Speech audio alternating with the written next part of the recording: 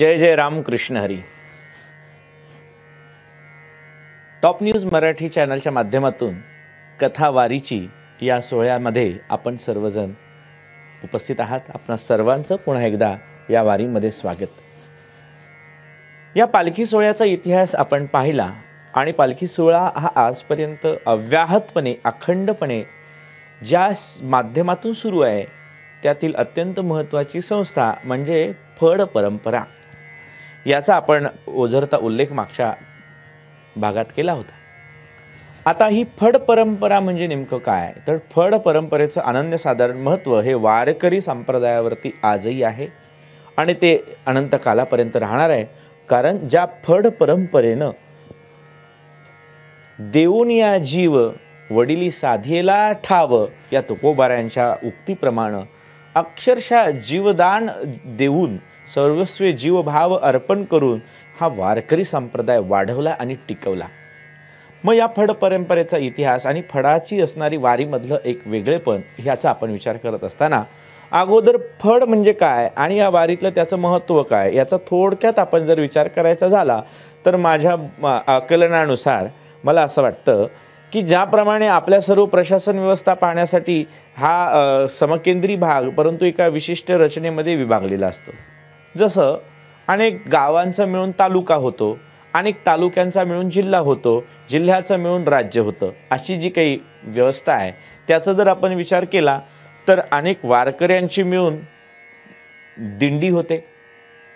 आता या अनेक दिंड्या असतात परंतु त्या अनेक दिंड्यांचं ज्या ठिकाणी एक खऱ्या अर्थाने विशिष्ट नियमबद्ध संयोजन संकलन केलं जातं त्या अनेक दिंड्या जिथं एकत्र येतात त्याला फड असं म्हणावं आणि अनेक फडांच्या माध्यमातून मग हा वारीचा सोहळा त्या ठिकाणी एकत्र येतो. असा जर विचार आपण केला तर या फडाचं अनन्यसाधारण महत्त्व आपल्या लक्षात येतं की फड म्हणजे काय, तर वारकऱ्यांच्या शिष्य संप्रदायांचा जो वारकरी प्रमुख आहे त्याच्या माध्यमातून एकत्र केलेला एक सुनियोजित आणि शिस्तबद्ध भक्त मेळा म्हणजे फड याचा आपण विचार केला.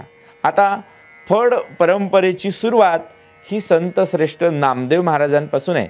म्हणून नामदेवरायांचा फड हा सर्वात पहिला फड म्हणायला हरकत नाही. मग या नामदेव महाराजांचा फडाची परंपरा आजही आहे. त्या सर्व फड परंपरेतले सर्वजण जे आहेत हे स्वतःला नामदास म्हणून घेतात आणि मग या नामदास परंपरेमध्ये संत श्रेष्ठ नामदेव महाराजांचे चिरंजीव पुढे नारा महाराज हे त्या फडाचे प्रमुख, त्यानंतर मुकुंद महाराज, त्यानंतर केशव बुवा, सिद्धेश्वर बुवा, त्यानंतर संभाजी बुवा, विठोजी बुवा, त्यानंतर आजपर्यंत मग पुढे केदारी बुवा असतील, त्यानंतर पंढरीनाथ बुवा आहे, पुन्हा नामदेव बुवा आहे. आज संत श्रेष्ठ नामदेव महाराजांचे वंशज म्हणून खऱ्या अर्थानं माऊली महाराज नामदास असतील, केशव महाराज नामदास आहेत. हे या फड परंपरेचे असणारे प्रमुख असणारे त्या ठिकाणी नामदेव महाराजांचा असणारा हा फड परंपरेचा रचना भाग अत्यंत श्रद्धेनं आणि निष्ठेनं जोपासत आहेत.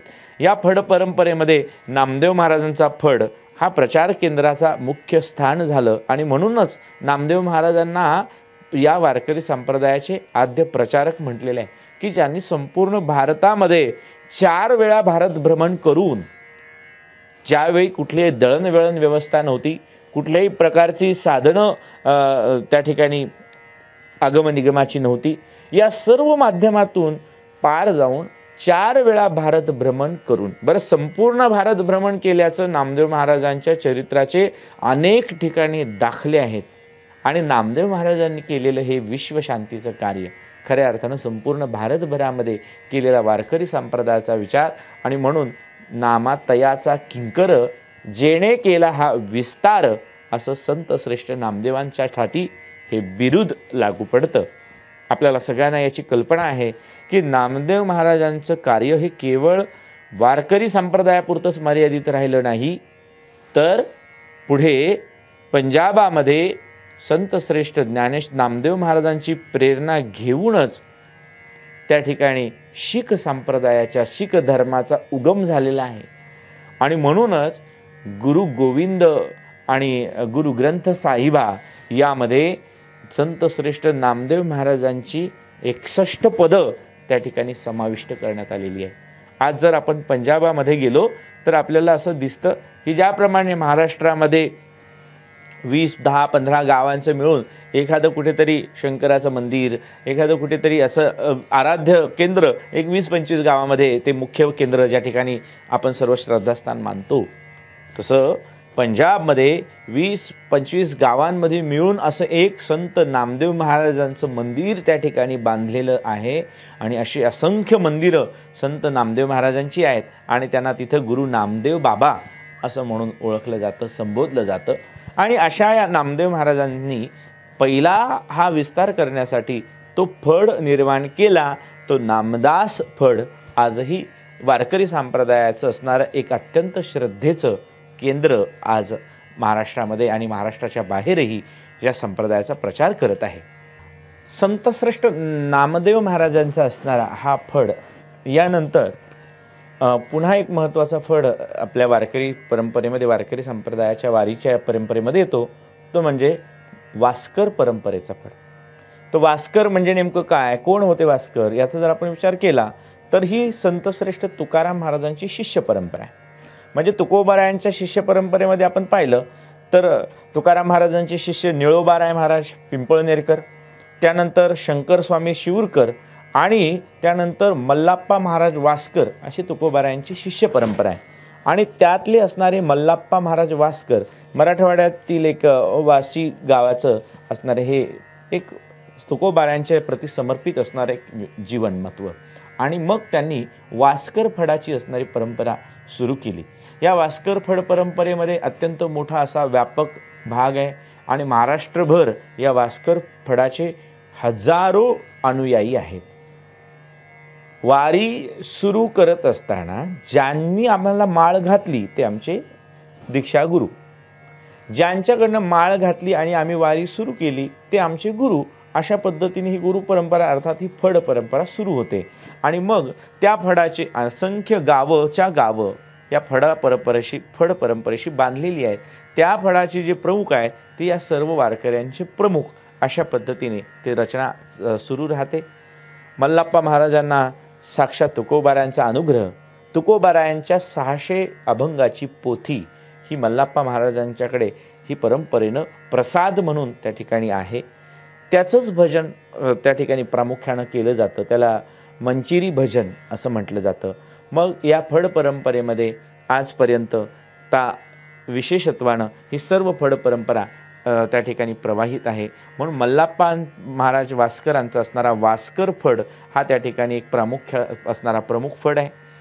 त्यानंतर जगद्गुरू तुकोबारायांचा असणारा देहूकर फड जो तुकोबारायांच्या पुढे वंश परंपरेने त्या ठिकाणी सुरू झाला आणि तो देहूकर फडाची परंपरासुद्धा तितकीच प्रभावी आहे. तसं पाहायला गेलं तर सर्व फड हे एकत्रच असतात, परंतु प्रत्येकाचे काही थोडे थोडे नियम वेगळे असतात. जसं शास्त्रीय संगीतामध्ये वेगवेगळी घराणी असतात, स्वर गाणारे राग गाणारेच सगळे असतात, परंतु त्या प्रत्येकाच्या रागाचा विस्तार करण्याची पद्धती जशी ज्याप्रमाणे गायकी वेगळी असते तसे घराणे वेगवेगळे होतात. त्याप्रमाणे यामध्ये असा काही काटेकोर असा भाऊबंदकीचा वाद वगैरे असा नाही, परंतु त्या त्या फडाचे म्हणजे काही नियम आहेत, त्या नियमानुसारच त्या फड परंपरेवरती भजन होणार. म्हणजे साधारणतः जर पाहायला गेलं तर उदाहरणार्थ वास्कर फड परंपरेची कीर्तन पद्धती, मग यामध्ये कीर्तनामध्ये काय केलं जातं तर वास्कर फडामध्ये कीर्तन करत असताना त्या तुकोबारायांचाच अभंग घेतला जातो, हा प्रमुख विषय. त्यानंतर मंचिरी भजन हा त्यांचा एक वेगळेपणाचा भाग आहे. त्यानंतर तुकोबा आपण सामान्यपणे कीर्तनामध्ये जय जय रामकृष्ण हरी भजन झाल्यानंतर रूपाचा अभंग घेतो, परंतु वास्कर परंपरेमध्ये मात्र सुंदर ते ध्यान हाच अभंग रूपाचा अभंग घेतला. त्यानंतर ज्ञानदेव तुकाराम हे भजन सहसा वास्कर फडामध्ये घेतलं जात नाही. आणखी कीर्तनामध्ये मध्ये मध्ये आपण विठ्ठल विठ्ठल हे भजन घेतो, तर वास्कर फड परंपरेमध्ये काय केलं जातं तर विठोबा रखुमाई अशा पद्धतीचं भजन घेतलं जातं. असे काही थोडेसे नियम, थोड्याशा काही वेगळ्या मांडणीची परंपरा आहे, म्हणून ती फड परंपरा. आणि एक म्हणजे त्यांनी ती सर्व परंपरा अत्यंत अव्याहतपणे सुरू केलेली आहे. त्यानंतर वास्कर फड परंपरेचेच काही पुढे वेगवेगळे भाग पडले, ज्याच्यामध्ये आजरेकरांचा एक फड आहे, त्यानंतर अमळनेरकरांचा फड आहे, पुढे राशीनकरांचा फड आहे. या फड परंपरेचे अनेक विभाग पुढे होत गेले आणि ते आजही त्या ठिकाणी सुरू आहेत. पुढे फड परंपरेलाच तशाच पद्धतीची पुढच्या प्रवाहामध्ये अत्यंत महत्त्वाची जोड वारकरी संप्रदायाला मिळाली. त्यामध्ये सगळ्यात महत्त्वाची गोष्ट म्हणजे संतश्रेष्ठ स्वानंद सुखनिवासी गुरुनाम गुरु जोग महाराज यांनी वारकरी संप्रदायाची पुन्हा एक वेगळ्या पद्धतीनं बैठक निर्माण केली आणि मग तिथपासून पुढे जोग महाराजांची परंपरा, त्यानंतर मामासाहेब दांडेकर असतील, बंकट स्वामींचा फड आहे. पुढे वारकरी संप्रदायातील काही वेदांती मंडळी आहेत, विद्वत रत्न मंडळी आहेत, त्यांचे फड आहेत. अर्थात दादा महाराज सातारकरांचा फड आहे, दुंडा महाराज देगलूरकरांचा फड आहे, शंकर महाराज कंधारकर आदी या सर्व मंडळींचे आता वेगवेगळे फड आहेत. मग या फडावरती असंख्य गावाच्या दिंड्या, दिंडीमध्ये असंख्य, एका दिंडीमध्ये एका गावाची दिंडी नसते, मग त्यामध्ये वेगवेगळ्या गावाची लोक एकत्र येतात. मग त्या वेगवेगळ्या गावाच्या दिंड्यांची लोक एकत्र येऊन दिंडी होते. मग ह्या सर्व दिंड्या, वेगवेगळ्या दिंड्यांचा समूह एका विशिष्ट फडावरती जातो आणि त्या फड परंपरेनुसार त्यांचे आचारधर्म, त्यांच्या नियमपद्धती, त्या पद्धतीने वारकरी संप्रदायाच्याच अनुषंगाने, परंतु काही थोडेफार बदल, थोडेफार फरकानं त्यांचे जे आचारधर्म आहेत त्या ठिकाणी अत्यंत काटेकोरपणे पाळले जातात.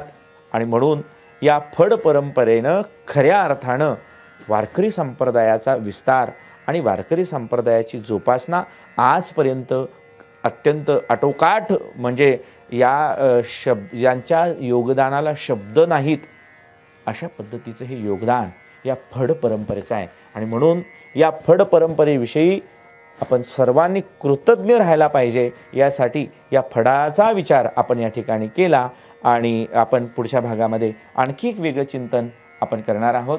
तर त्यापूर्वी आजच्या दिवसासाठी सर्वांना जय जय रामकृष्ण हरी, जय जय रामकृष्ण हरी.